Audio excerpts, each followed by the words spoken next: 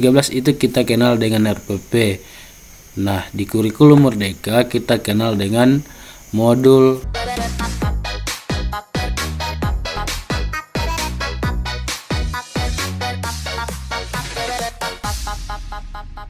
Assalamualaikum warahmatullahi wabarakatuh. Jumpa lagi bersama Vlog GS. Jadi untuk siang hari ini saya akan memaparkan istilah baru dalam kurikulum Merdeka.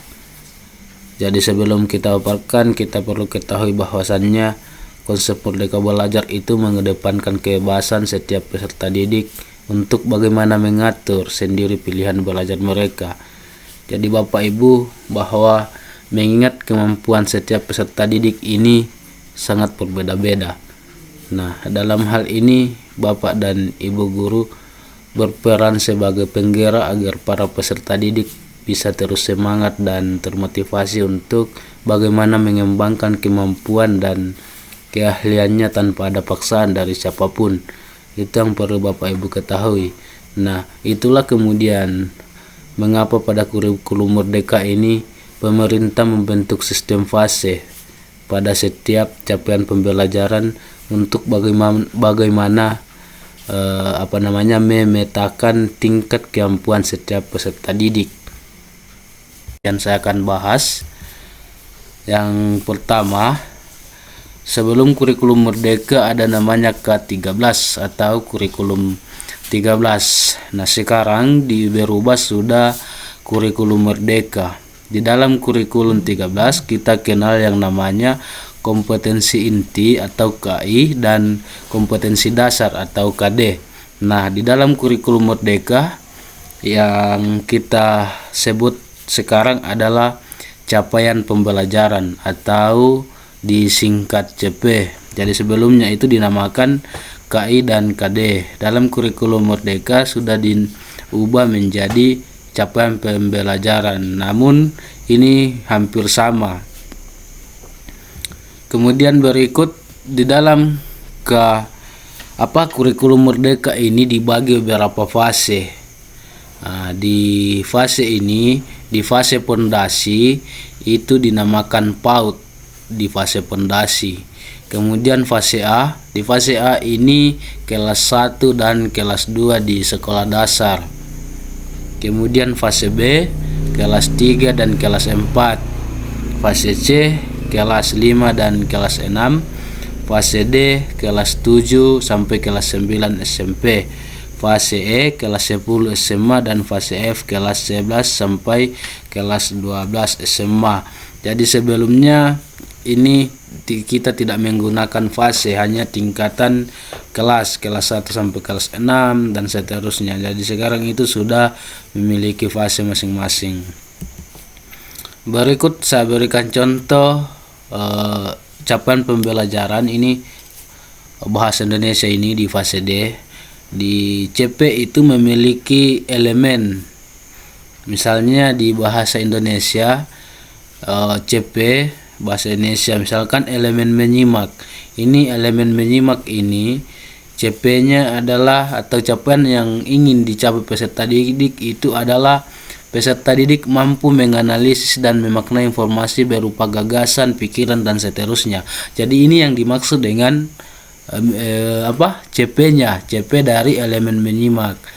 Jadi CP ini diturunkan ke elemen lagi dibagi menjadi, kalau di bahasa Indonesia itu ada 4, menyimak, membaca dan memirsa, dan seterusnya dia ada lagi 2. Kemudian di K13 itu biasa kita kenal dengan ini silabus.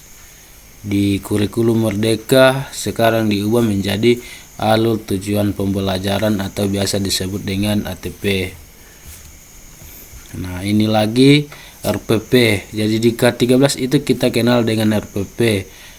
Nah, di kurikulum Merdeka kita kenal dengan modul ajar.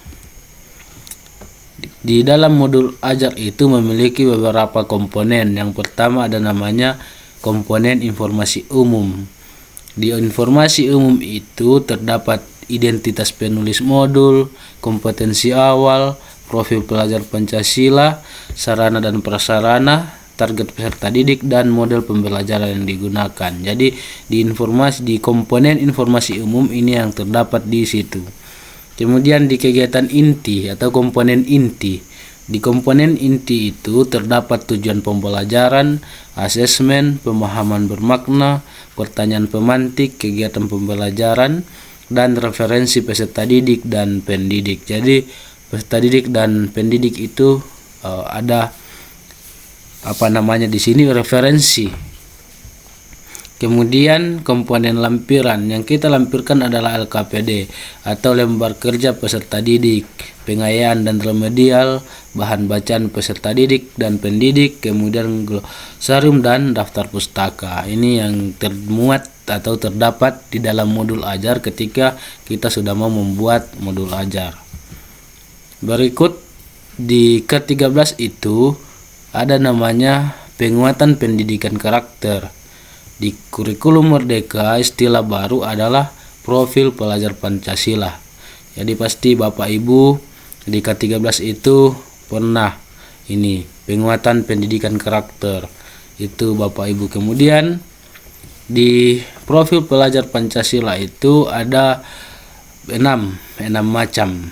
Yang pertama, gotong royong, kreatif, bernalar kritis, mandiri, beriman, bertakwa kepada Tuhan Yang Maha Esa, dan berakhlak mulia. Kemudian berkebinekaan global. Jadi ini yang tentunya Bapak Ibu harus tahu tentang profil pelajar Pancasila. Jadi saya kira itu tentang istilah-istilah baru yang kemudian ada di kurikulum Merdeka. Nah, berikut di ke-13 itu kita kenal dengan istilah KTSP. Di kurikulum Merdeka ada namanya KOSP. Jadi KOSP sudah ini yang termuat di kurikulum Merdeka, bukan lagi KTSP.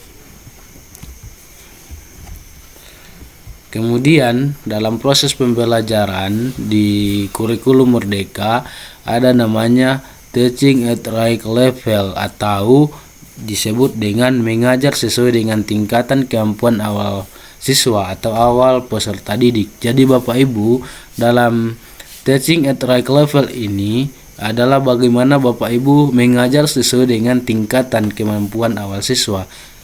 Nah, di ke-13 kita kenal dengan panduan atau yang biasa kita gunakan adalah panduan dari kompetensi dasar atau KD.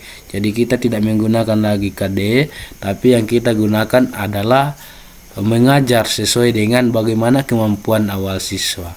Itu dalam proses pembelajaran. Jadi saya kira itu yang sempat saya sampaikan di istilah kurikulum Merdeka ini. Semoga ada manfaatnya dan tetap semangat untuk Bapak Ibu yang telah melaksanakan kurikulum Merdeka. Sekian dan terima kasih.